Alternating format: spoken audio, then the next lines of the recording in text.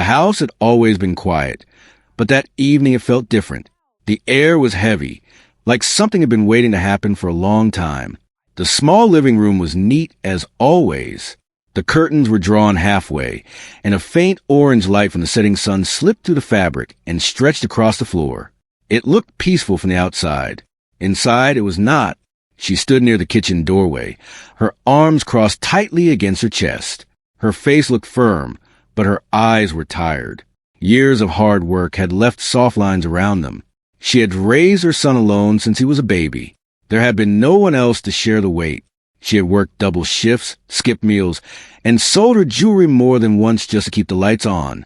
Her son stood near the couch, his hands shaking slightly.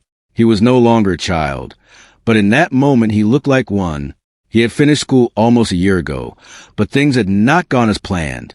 Jobs were hard to find. Interviews ended with polite smiles and empty promises. Every rejection felt heavier than the last.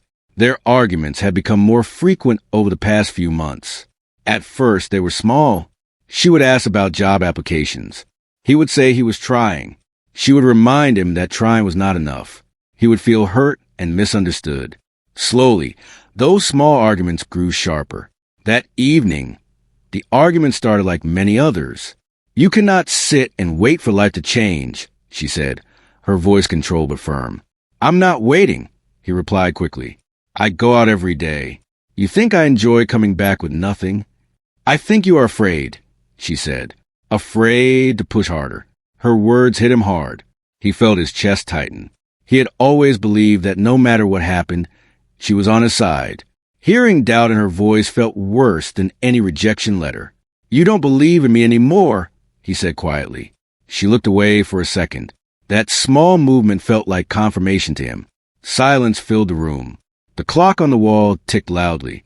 Outside, a motorcycle passed. Then everything became still again. Finally, she walked to a small bedroom and came back with a backpack. It was the same bag he had used in school. She placed it on the table and started putting in a few clothes. A pair of jeans, 2 shirts, a sweater, his toothbrush. He stared at her in shock.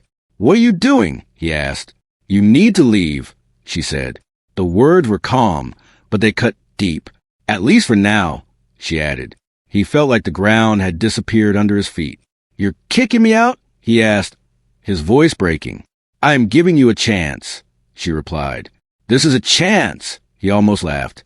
"You think throwing me out is helping me?" She did not answer right away. She zipped the bag slowly and placed it in his hands. For a moment, their fingers touched. He noticed her hands were colder than usual. "You are stronger than you think," she said softly. "But you will never know that if you stay here depending on me." "I never asked to depend on you," he shot back. "You're my mother." The word mother seemed to hang in the air between them. She looked at him then, really looked at him. Her eyes were shining, but she did not let the tears fall. "I have done everything I can," she said. "Now you must do the rest." The front door felt heavier than ever before. He stood there for a few seconds, hoping she would change her mind, hoping she would call him back, hoping she would say this was just anger speaking. But she didn't. She opened the door. The cool evening air rushed inside. A few neighbors were outside watering plants or sitting on steps. They noticed the scene right away. It was impossible not to. He stepped out slowly, holding the backpack. His heart pounded loudly in his ears. He wanted to shout, to argue more, to beg even. But something stopped him. Maybe it was pride. Maybe it was shock. She did not hug him. She did not say goodbye. She simply stood in the doorway. "I will not always be here," she said quietly. "Remember that." Then the door closed. The sound echoed in his chest. Outside, the world looked the same as always, but it felt different. He walked down the street without knowing where he was going. The sky had turned darker, and the streetlights flickered on one by one. Behind the closed door, she leaned against it and covered her mouth to stop herself from crying out loud. Her legs felt weak. For a second, she almost opened the door again, almost called his name, almost told him to forget everything. But she didn't. She walked to the window and moved the curtain slightly. She watched him until he turned the corner and disappeared from view. Only then did she let the tears fall freely. The neighbors had already started whispering. I can't believe she did that. After all these years. He doesn't seem like a bad boy. She must be tired of him. People always believe what they saw. A son with a bag, a door closing, a mother standing firm. It looked simple from the outside.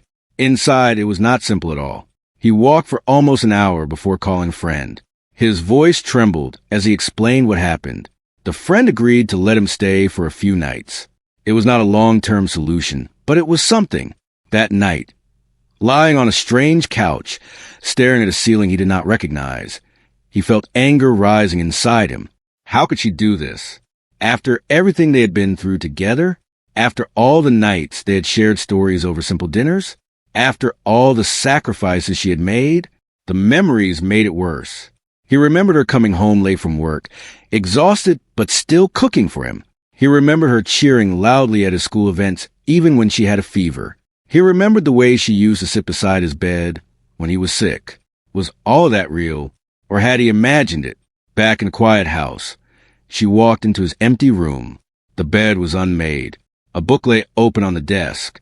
A cup with a little water still sat by the window. She sat on his bed and picked up the book. It was filled with job listings and notes. She traced her finger over his handwriting. Her chest tightened. "I'm sorry," she whispered into the empty room. But there was no one there to hear it. The night felt longer than usual for both of them. He barely slept. Every time he closed his eyes, he saw the door closing again. He replayed the argument over and over, thinking of things he should have said differently. She did not sleep either. She lay awake staring at the ceiling, listening to the silence of the house that suddenly felt too big. Morning came quietly. He woke up with swollen eyes and a heavy heart. He checked his phone, half expecting a message from her telling him to come home. There was nothing. She woke up and walked to the kitchen. Out of habit, she almost prepared 2 cups of tea. She stopped herself and slowly put 1 cup back. Life had changed in a single evening. But what no one knew, not the neighbors, not the friend offering the couch, not even the son himself, was that this decision had not been made in anger alone. It had been building for months. Hidden behind forced smiles and quiet doctor visits. Hidden behind late-night phone calls she made when he was asleep. Hidden behind the way she sometimes looked at him when she thought he wasn't watching. To the world, it looked like a mother who had finally lost patience. To her, it was something much deeper. And this was only the beginning of a truth that would one day change everything. The first morning away from home felt unreal to him. He woke up on his friend's couch with a stiff neck and a heavy feeling in his chest. For a few seconds, he forgot what had happened. Then he looked around at the unfamiliar walls and remembered everything. The room was small and messy. Clothes were piled on a chair. A fan turned slowly above his head, making a soft clicking sound. His friend was still asleep in the bedroom.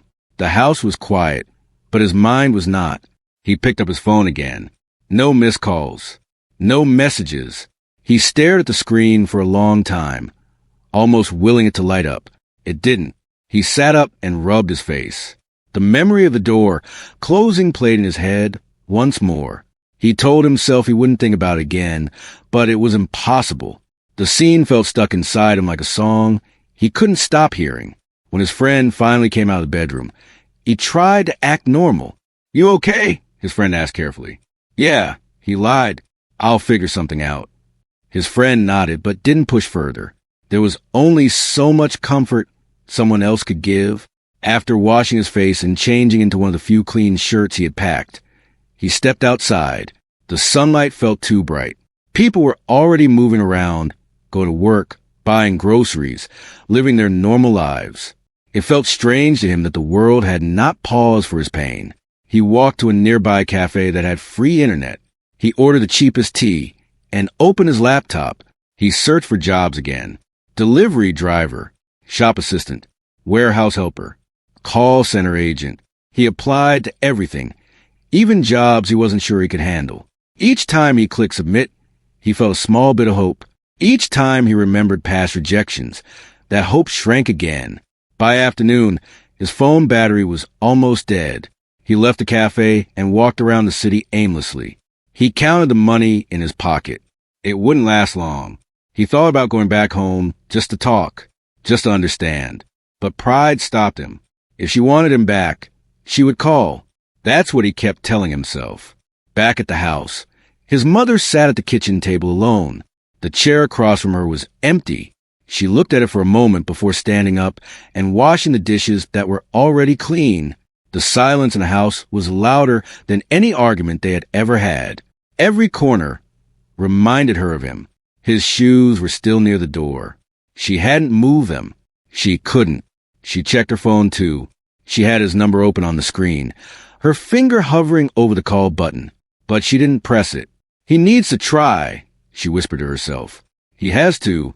She put the phone down and took a deep breath. That afternoon, she left the house and walked to a bus stop a few streets away. She wore simple clothes and kept her head down.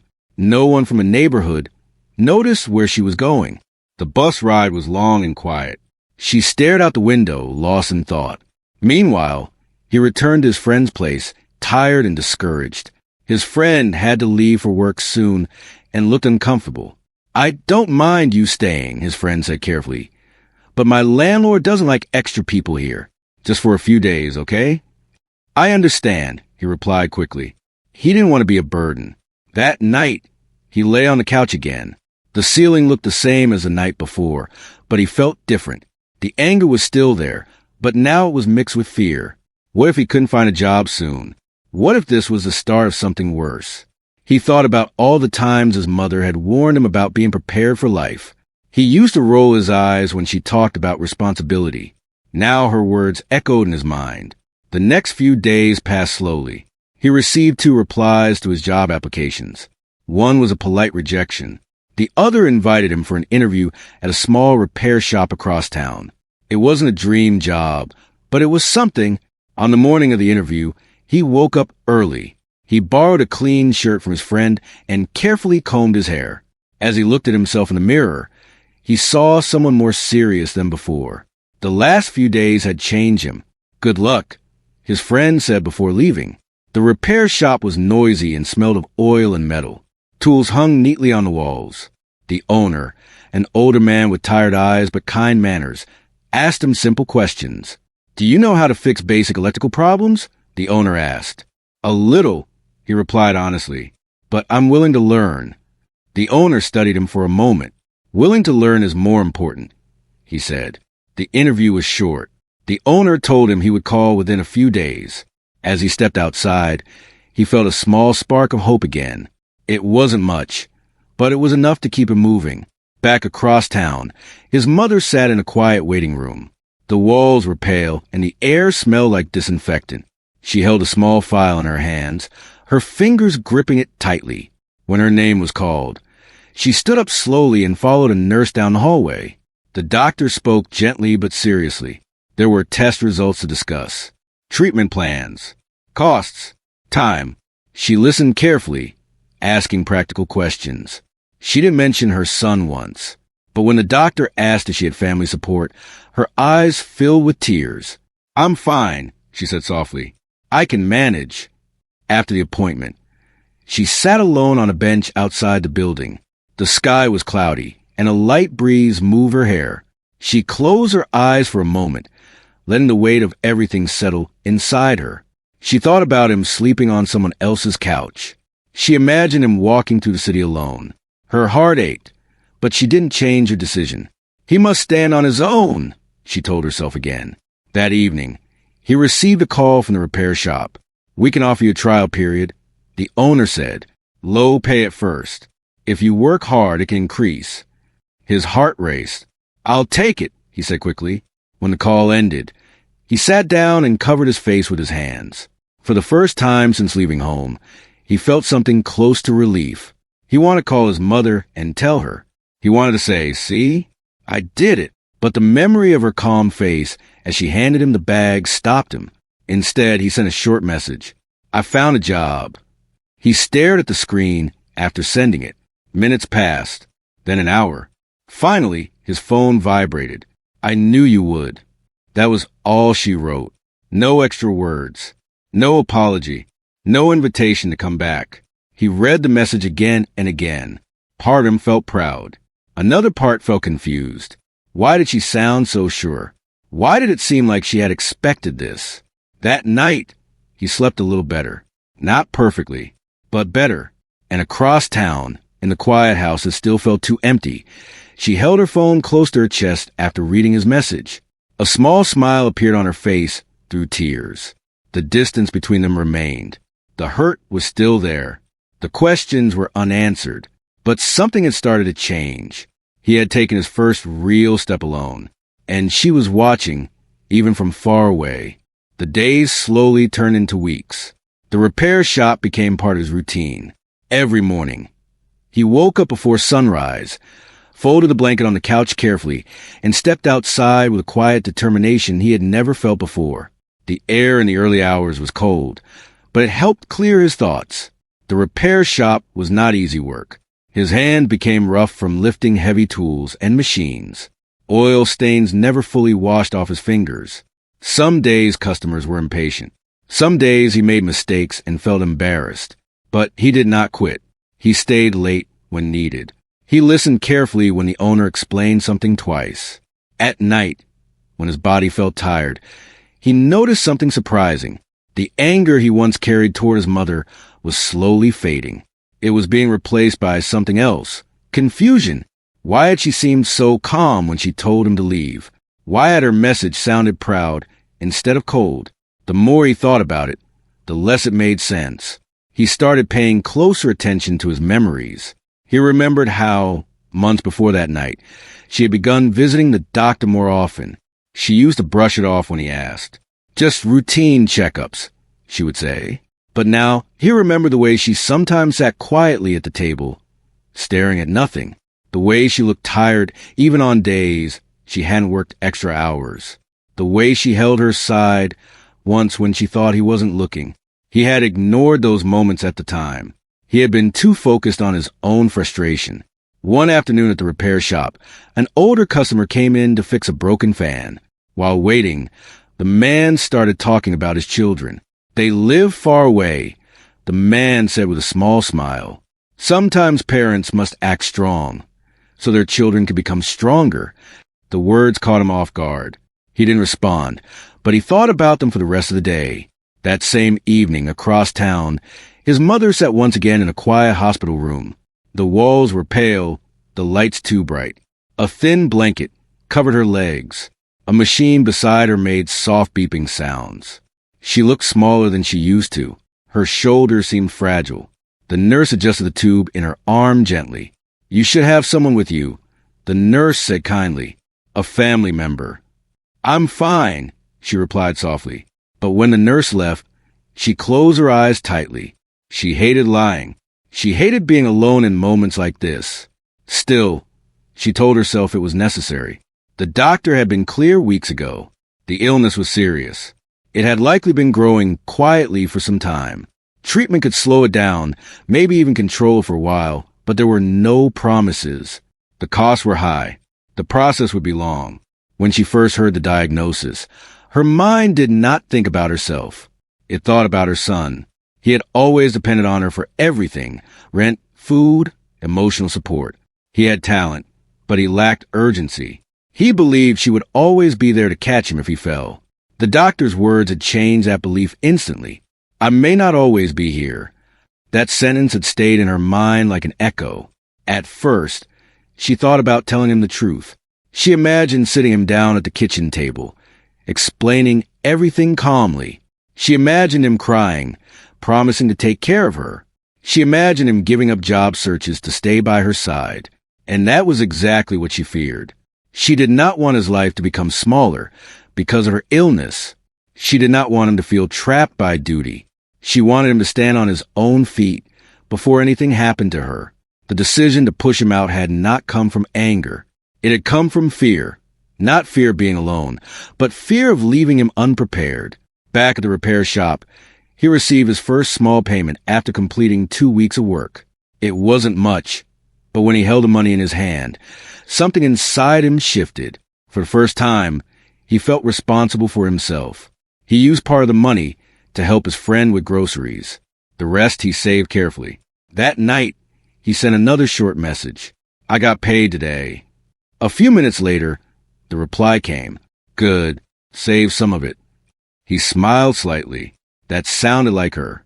Still, something bothered him. Her messages were always short. Too short. No long advice.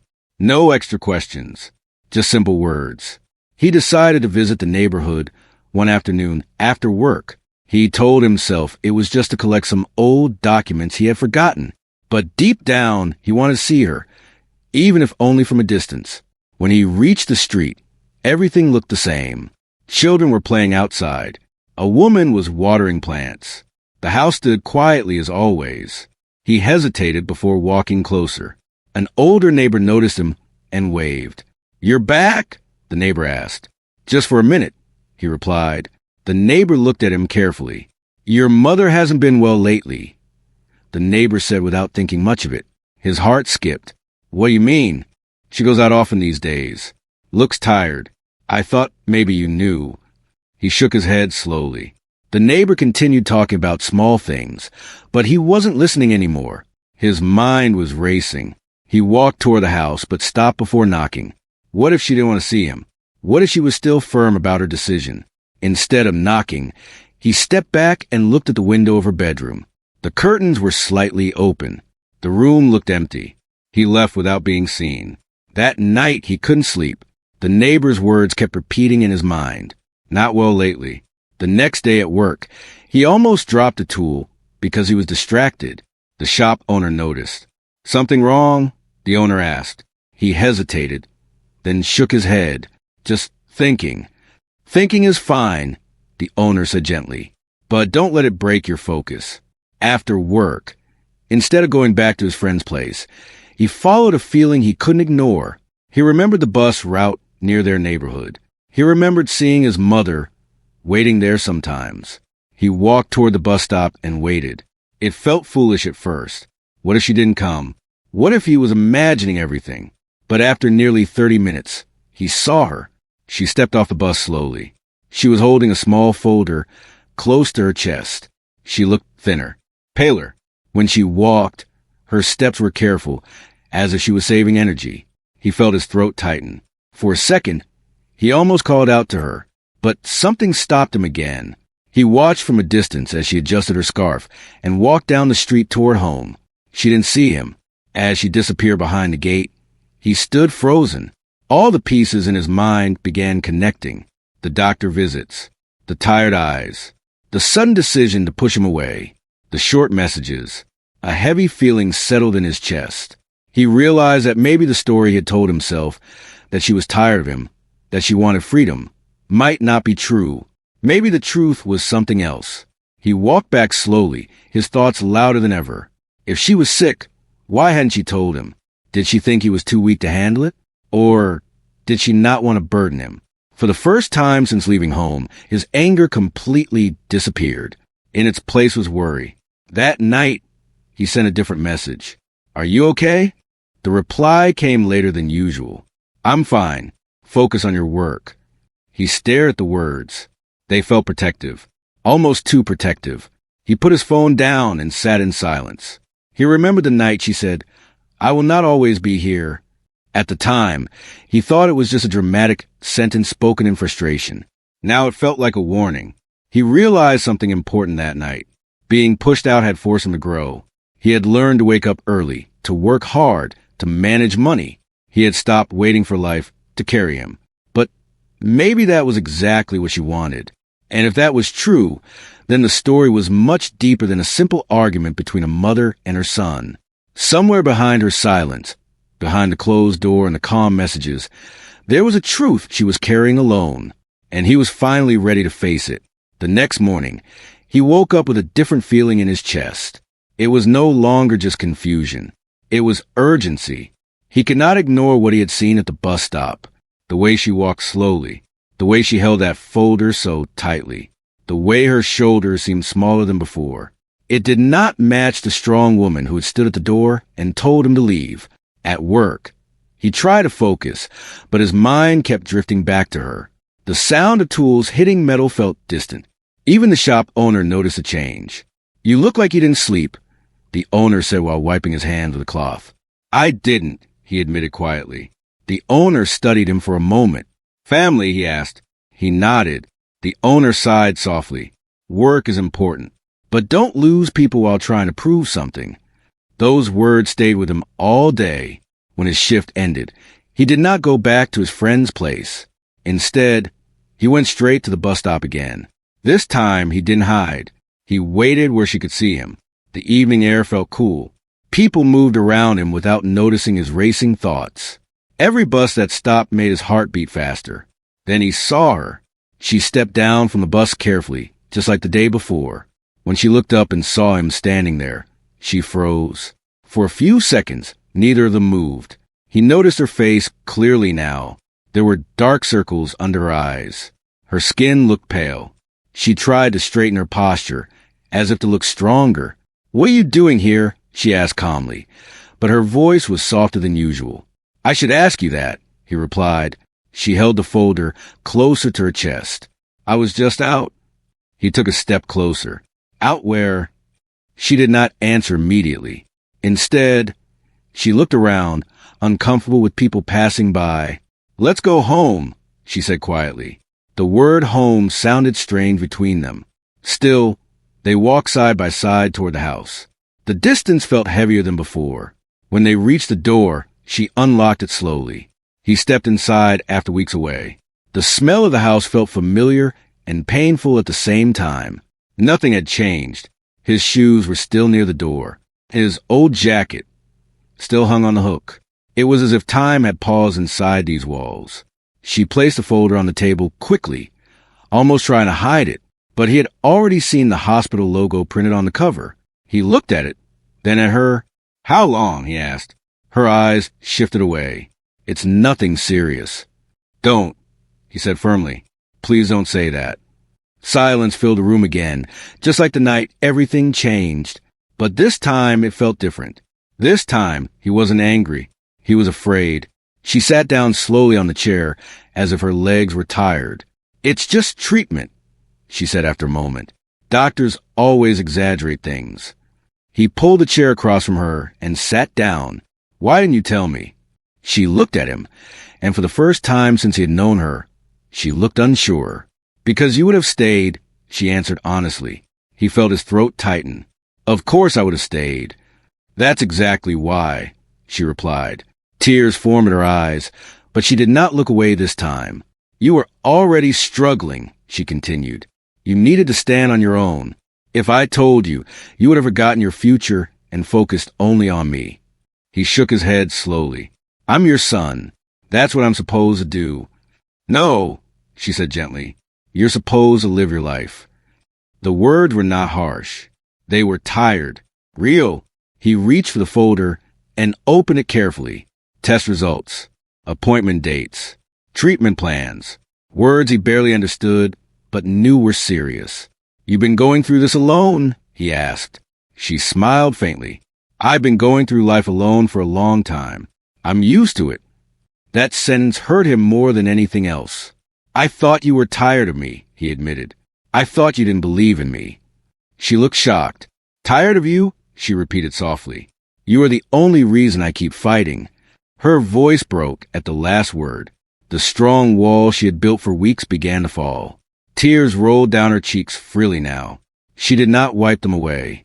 "I was scared," she whispered. "Not of being sick. I was scared of leaving you unprepared." He felt tears in his own eyes. All the anger he once held felt foolish now. He saw the truth clearly for the first time. The coldness he had felt that night was not rejection. It was protection. "You should have trusted me," he said quietly. "I do trust you," she replied.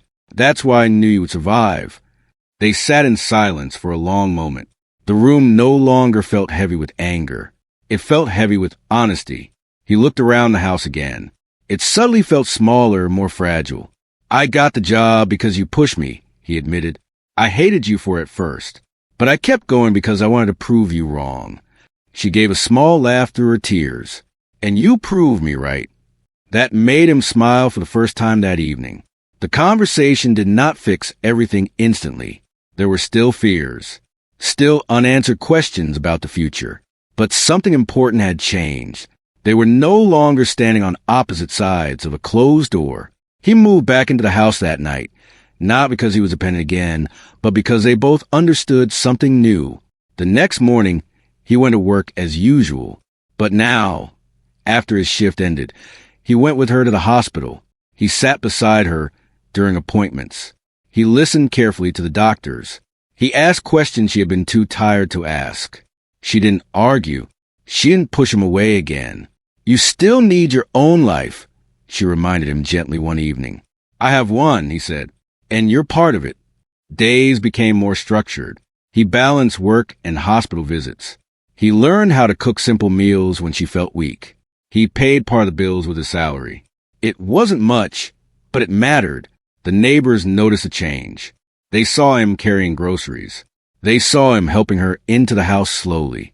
The whispers stopped. One afternoon, while sitting together in the living room, she looked at him carefully. You've changed, she said. So have you, he replied softly. She smiled. No, I just stopped pretending to be strong all the time. He thought about that. Maybe strength wasn't about standing alone. Maybe it was about knowing when to let someone stand beside you. That night, as he sat in his old room again, he realized something important. Being pushed out had forced him to grow. It had shown him the world outside those walls. But coming back had shown him something deeper, that love sometimes hides behind hard decisions. He no longer saw that night as abandonment. He saw it as a painful lesson given by someone who loved him enough to risk being misunderstood. And now, whatever the future held, they would face it not as two people separated by pride, but as a mother and son who finally understood each other. The weeks that followed were not easy, but they were honest. Life no longer felt like a quiet battle fought in separate rooms. Now everything was out in the open. Doctor visits were marked clearly on the calendar. Medicine boxes sat on the kitchen shelf. Hospital bills were folded neatly in a drawer. Nothing was hidden anymore. He continued working at the repair shop every morning. His hands moved with more confidence now. He learned faster. He made fewer mistakes. The shop owner noticed. You're different, the owner said one afternoon. More focused. I have a reason, he replied simply. After work, he would stop by the pharmacy or the grocery store before heading home. He learned which soup she could eat on difficult days. He learned how to read the small instructions on medicine labels. He learned how to stay calm even when fear tried to creep into his thoughts. At first, she struggled with letting him help too much. I can still do this, she would say when he tried to carry something heavy. I know you can, he would answer gently, but you don't have to. That sentence slowly changed something inside her. For years, she had carried everything alone. Asking for help had felt like weakness. Now she was learning that accepting help could also be strength. Some evenings, they sat together in the living room without speaking. The silence felt different now. It wasn't full of tension. It was peaceful, like both of them were finally breathing at the same time. One night, during a power outage, they lit a small candle and sat near the window. The neighborhood was dark and quiet. The candlelight made the room look softer. Do you still hate me for that night? She asked quietly. He looked at the flame for a moment before answering. I did, he admitted. For a long time, I thought you gave up on me. Her eyes filled with tears again, but this time they were not heavy tears. They were lighter. I was giving you a push, she said softly. It felt like a fall, he replied. She nodded. I know. They both smiled gently. I learned something out there, he continued. I learned that the world doesn't wait for anyone. I had to move, even when I was scared. That's all I ever wanted, she said. He looked at her carefully. You could have told me the truth. She took a slow breath. If I had told you, you would have stayed. You would have refused to leave my side. And if something happened to me, you would have been lost. He understood now, not just with his mind, but with his heart. You were preparing me, he said. She nodded. The treatment months were long. Some days were hopeful. Test results showed small improvements. Other days were harder. There were moments when she felt too weak to get out of bed. On those days, He called the shop owner and explained honestly. The owner allowed him flexible hours when possible. Family comes first. The owner said more than once. Those words meant more than money. As time passed, he started saving more carefully. He cut unnecessary spending. He even began taking small evening courses to improve his technical skills. He wanted better opportunities, not only for himself, but for their future. One afternoon, while cleaning the kitchen, he found the old backpack she had packed the night she asked him to leave. It was stored at the top of the cupboard. He took it down slowly and placed it on the table. She noticed and looked at it for a long moment. "I kept it," she said quietly. "So did I," he replied. He opened it.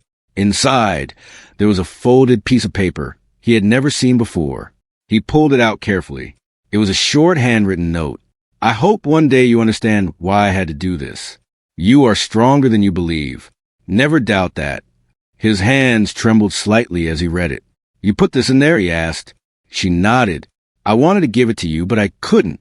I thought it would make you stay." He looked at her with tears in his eyes. "You believed in me even when I didn't believe in myself," he said. "I always did," she replied. The seasons began to change. The air grew cooler. Leaves fell from trees outside their window. Time moved forward quietly. Her health slowly stabilized with treatment. The doctors were cautious, but hopeful. It was not a perfect recovery, but it was progress. One day, during a follow-up appointment, the doctor smiled slightly. "You responded well," the doctor said. "We continue carefully, but this is good news." He felt a weight lift from his chest that he didn't even know he was holding. When they stepped outside the hospital that day, the sunlight felt warmer than usual. She looked at him and said, "See, I'm not leaving so easily." He laughed softly. "You're too stubborn for that." They both knew life would never be exactly the same as before. But maybe that wasn't a bad thing. The experience had changed them. He was no longer the uncertain young man waiting for opportunities to knock on the door. He had learned to knock on doors himself. He had learned to handle rejection, responsibility, and fear.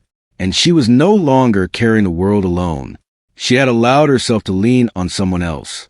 Months later, the shop owner offered him a better position with higher pay. It was a sign of trust and respect.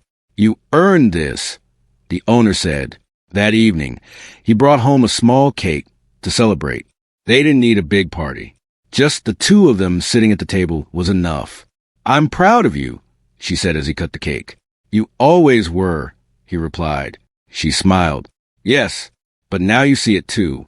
The neighbors who once whispered about her now greeted them warmly. Some even apologized quietly for their earlier judgments. She never held it against them. "People only see the surface," she said one day. "They rarely see the sacrifice underneath." He understood that deeply now. Looking back, that night when she closed the door had felt like the end of everything. But in truth, it was a beginning of growth for both of them. He realized something important. Love does not always look soft. Sometimes it looks strict. Sometimes it looks painful. Sometimes it even looks like rejection. But behind it, there can be a heart that is breaking quietly for the right reasons. One evening, as they sat together watching the sunset from the small balcony, he turned to her. "If you had to do it again, would you?" he asked. She thought carefully before answering. "I would," she said honestly, "because you needed to discover your strength, and I needed to see that you could stand without me." He nodded slowly. "And now?" he asked. "Now," she said, placing her hand over his. "We stand together, not because we have to, but because we choose to." The sky turned orange and then slowly darkened. The city lights began to shine one by one. What had once looked like a mother pushing her son away was, in truth, a mother preparing her son for a world she might not always be able to protect him from. And what had once felt like abandonment had become understanding. Their story was never about being kicked out. It was about courage, about sacrifice, about growth, and about a love strong enough to risk being misunderstood just to make sure the other person would be ready for life, no matter what happened next.